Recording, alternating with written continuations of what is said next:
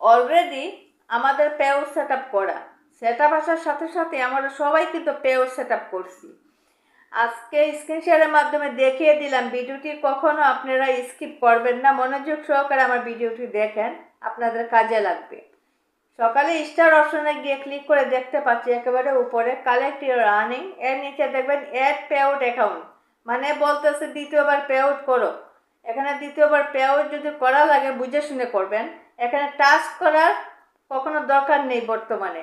Touch যদি করেন তাহলে দুইটা পে আউট হয়ে যাবে, অথবা আপনাদের পে আউটের সমস্যা হতে পারে, হয়তো বা ফেসবুকের কোনো টেকনিক্যাল সমস্যা চলছে, তাই এই ধরনের আপডেট আমাদের চোখের সামনে আসছে। এটা টেকনিক্যাল সমস্যা যদি হয়ে থাকে এটা অটোমেটিকভাবে কিন্তু চলে যাবে।